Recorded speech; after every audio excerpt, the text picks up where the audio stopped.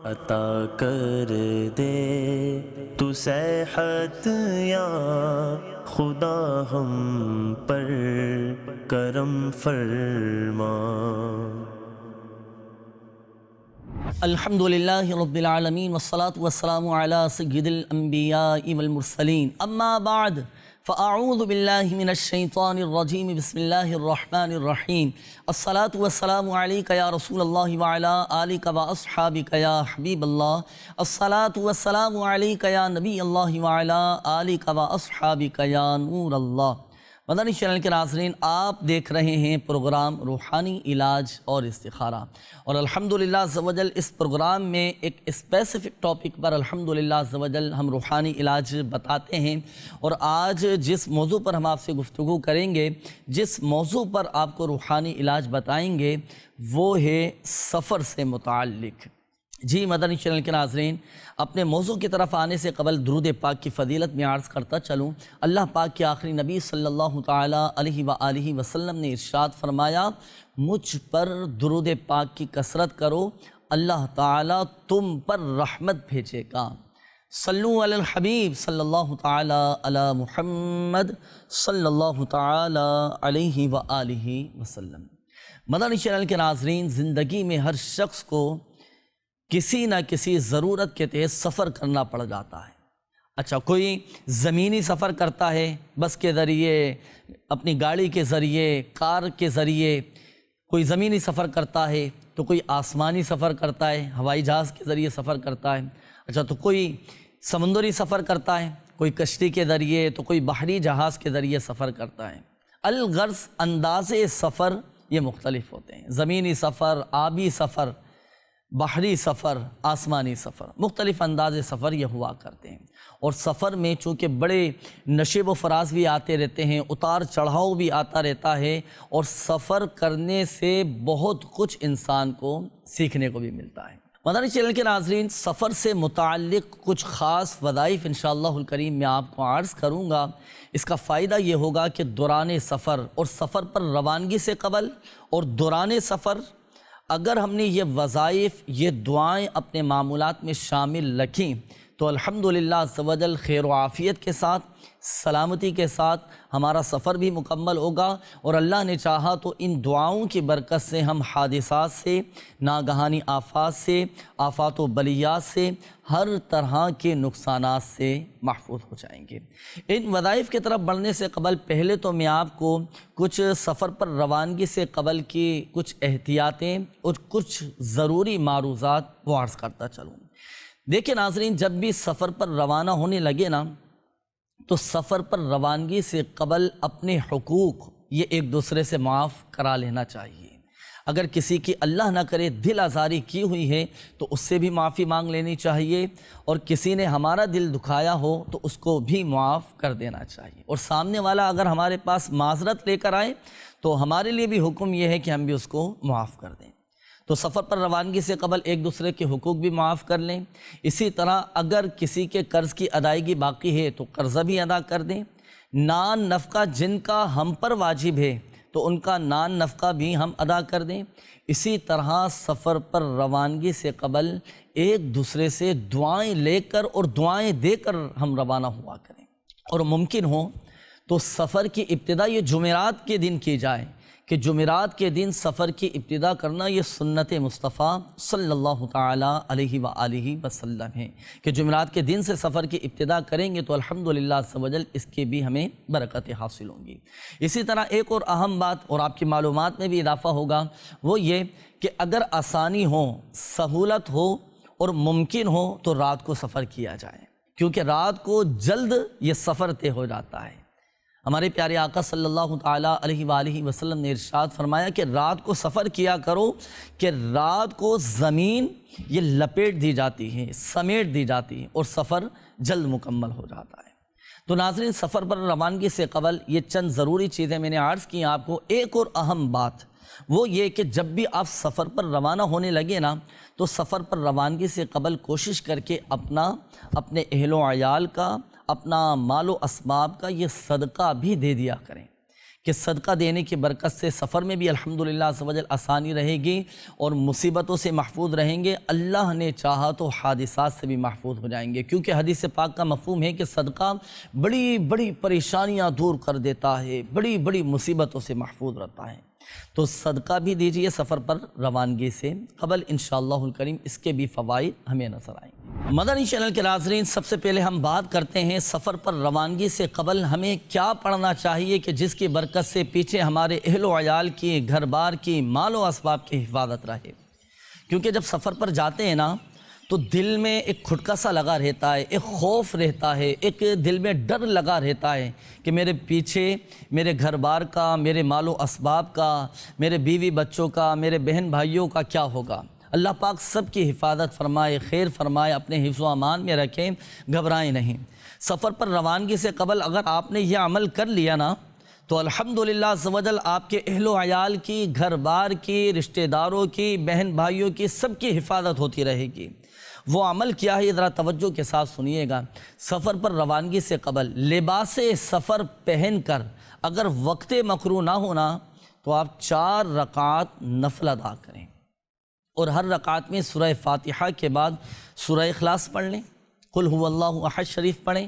اچھا چاہیں تو سورہ فاتحہ کے بعد ہر رکعت میں 3 مرتبہ سورہ اخلاص پڑھ لیں۔ اس کا فائدہ یہ ہوگا کہ ہر رکعت میں ایک قرآن پاک ختم کرنے کا بھی ثواب حاصل ہوگا۔ یہ 4 رکعتیں پڑھ کر آپ پھر سفر کے لیے روانہ ہوں، واپس آنے تک انشاءاللہ الکریم یہ 4 رکعتیں آپ کے پیچھے آپ کے اہل و عیال کی، گھر بار کی، بیوی بچوں کی نگہبانی کریں گی، ان کی حفاظت کریں گے۔ اور اگر ممکن ہو تو یہ دعا دے کر چلے جائیں، استودعک اللہ الذی لا یضیع ودائعہ، یہ دعا دے کر چلے جائیں کہ میں اپنے اہل و عیال کو سب کو اللہ کے حوالے کرتا ہوں جو سونپی ہوئی امانتوں کو ضائع نہیں کرتا۔ انشاءاللہ الکریم اس دعا کی برکت سے اور جو نوافل میں نے آپ کو بتائے ان نوافل کی برکت سے آپ کے اہل و عیال کی حفاظت رہے گی۔ مدنی چینل کے ناظرین، سفر پر روانگی کا اب وقت ہوا چاہتا ہے، ہم نے نوافل بھی ادا کیے اور گھر والوں کو، اہل و عیال کو، رشتہ داروں کو، سب کو اللہ کے سپرد کر دیا، اللہ پاک کے حفظ و امان میں دے دیا۔ اللہ پاک کی سب سے بڑھ کر حفاظت فرمانے والا ہے۔ اب وقت ہوا ہے گھر سے نکلنے کا، ذرا ٹھہریے۔ جب بھی آپ گھر سے نکلنے لگے نا تو گھر سے نکلتے وقت کی یہ دعا بھی آپ ضرور پڑھ لیجئے گا۔ اس کا فائدہ یہ ہوگا کہ جو کوئی گھر سے نکلتے وقت یہ دعا پڑھ لے تو الحمدللہ عز و جل اس کی حفاظت رہتی ہے، بلکہ فرشتے 2 فرشتے اس کی حفاظت پر مامور ہو جاتے ہیں کہ جو اسے اس کی حفاظت فرماتے ہیں اور وہ حادثات سے محفوظ ہو جاتا ہے۔ تو گھر سے نکلتے وقت کی یہ دعا بھی ضرور پڑھیے گا، بسم اللہ توکلت علی اللہ لا حول ولا قوت الا باللہ۔ ایک صاحب کا بیان ہے کہ جب سے میں نے یہ دعا پڑھنا شروع کی ہے نا تو الحمدللہ عز و جل میں بڑے بڑے حادثات سے بچا، بلکہ میری گاڑی دوسری گاڑیوں سے ٹکرائی، یہاں تک کہ میری گاڑی کے شیشے بھی ٹوٹ گئے، لیکن الحمدللہ عز و جل اس دعا کی برکت سے میں محفوظ رہا۔ تو جب بھی سفر پر روانگی ہونے لگے، گھر سے نکلنے لگے تو آپ یہ دعا ضرور پڑھ لیجئے۔ مدنی چینل کے ناظرین، اب کرتے ہیں بات جس سفر پر آپ جا رہے ہیں وہ سفر چاہے کسی شرعی جائز کام کے لیے ہوں یا پڑھائی کے حوالے سے ہوں یا کسی بھی جائز مقصد کے لیے آپ سفر کر رہے ہوں، اگر آپ چاہتے ہیں اور ہر شخص کی یہی خواہش ہوتی ہے کہ مجھے اپنے سفر میں کامیابی نصیب ہو، میں جس مقصد کے لیے جا رہا ہوں مجھے اس مقصد میں کامیابی نصیب ہو جائے، تو لیجئے ایک بڑا زبردست، بڑا شاندار وظیفہ، سفر میں آسانی کا بھی اور سفر میں کامیابی کا بھی۔ اگر آپ چاہتے ہیں کہ مجھے سفر میں آسانی رہے اور مجھے کامیابی نصیب ہو، جو مقصد میں لے کر جا رہا ہوں اس مقصد میں مجھے کامیابی نصیب ہو جائے، تو جانے سے قبل آپ 49 مرتبہ یعنی 49 ٹائمز لا الہ الا اللہ لا الہ الا اللہ لا الہ الا اللہ 49 ٹائمز اول اور آخر درود پاک کے ساتھ یہ پڑھ لیجئے۔ انشاءاللہ الکریم اللہ پاک کے فضل سے، اللہ پاک کے رحمت سے سفر میں آسانی بھی رہے گی اور جس مقصد کے لیے آپ جا رہے ہیں، جس جائز مقصد کے لیے آپ سفر کر رہے ہیں، اس جائز مقصد میں بھی آپ کو کامیابی نصیب ہوگی۔ ناظرین، اب ہمارے سفر کا آغاز ہو چکا ہے۔ جب بھی آپ کسی ٹرین میں، بس میں، کار میں، کسی بھی گاڑی میں سفر کے لیے روانہ ہوں، جب آپ اطمینان سے بیٹھ جائیں تو سواری پر سوار ہونے کے بعد اب آپ یہ دعا پڑھیں۔ اول اور آخر درود پاک کے ساتھ آپ نے ایک مرتبہ یہ دعا پڑھنی ہے۔ سبحان الذی سخر لنا ھذا وما کنا لہ مقرنین وإنا الی ربنا لمنقلبون۔ اول اور آخر درود پاک بھی پڑھیے گا۔ انشاءاللہ الکریم اس دعا کی برکت سے سواری کی بھی اور سوار کی بھی یعنی آپ کی بھی حفاظت رہے گی۔ آئیے ناظرین، اب بات کرتے ہیں بحری سفر کی۔ دنیا میں لوگوں کی ایک تعداد ایسی بھی ہے کہ جو سمندری سفر کرتی ہے، کشتیوں میں سفر کرتی ہے، بڑے بڑے بحری جہاز میں سفر کرتی ہے۔ اب آئیے کچھ ایسے وظائف اور ایسی دعائیں میں عرض کرتا ہوں کہ کشتی میں سوار ہوتے وقت، بحری جہاز میں سوار ہوتے وقت اگر وہ دعا پڑھ لی جائے تو الحمدللہ عز و جل وہ کشتی، وہ بحری جہاز ڈوبنے سے محفوظ رہے گا۔ اور بالخصوص جو ماہی گیر افراد ہیں، اور بالخصوص ماہی گیروں کے لیے یہ تو بڑا زبردست وظیفہ ہے، کیونکہ ان کے تو کئی دن بلکہ کئی ہفتے یہ سمندر میں گزرتے ہیں اور پانی کے اوپر رہ کر گزر رہے ہوتے ہیں۔ اللہ پاک سب کی حفاظت فرمائے۔ آئیے ناظرین، اب میں وظیفہ عرض کرتا ہوں کہ جب بھی آپ کشتی میں سوار ہوں تو سوار ہوتے وقت آپ قرآن پاک کی یہ آیت مبارکہ اور کشتی میں سوار ہونے کی یہ دعا آپ پڑھ لیں۔ بسم اللہ الرحمن الرحیم، بسم اللہ مجریہا ومرساہا ان ربی لغفور الرحیم۔ یہ آیت قرآنی بھی ہے۔ جب کشتی میں سوار ہوں تو یہ دعا ضرور پڑھیے گا، انشاءاللہ الکریم کشتی ڈوبنے سے محفوظ رہے گی۔ ایک ایسا اور شاندار بڑا کمال کا وظیفہ میں عرض کرتا ہوں، جب آپ کشتی میں سوار ہوں، سمندری سفر کا ارادہ ہو تو بحری جہاز ہو چاہے کشتی ہو، اور بالخصوص ماہی گیر جو حضرات ہیں تو وہ تو کئی دن سفر پر رہتے ہیں اور سمندری سفر پر رہتے ہیں، تو سواری پر سوار ہوتے وقت، کشتی میں، بحری جہاز میں سوار ہوتے وقت 132 مرتبہ یا ذل جلال والاکرام، یا ذل جلال والاکرام، یا ذل جلال والاکرام جو کوئی پڑھ لینا تو الحمدللہ عز و جل کشتی ڈوبنے سے محفوظ رہے گی۔ بلکہ اس وظیفے کی فضیلت تو یہ بھی ہے کہ یہاں تک کہ اگر زوردار طوفان بھی آ جائے نا تو کشتی ڈوبنے سے محفوظ رہے گی۔ تو جب بھی آپ کا ارادہ ہو سمندری سفر کا، کشتی میں سوار ہونے لگے تو قرآنی جو دعا آپ کو بتائی گئی وہ بھی پڑھیے گا اور ساتھ ساتھ یہ وظیفہ بھی پڑھ لیجئے گا۔ انشاءاللہ الکریم آپ کی بھی حفاظت رہے گی اور کشتی ڈوبنے سے بھی محفوظ رہے گی۔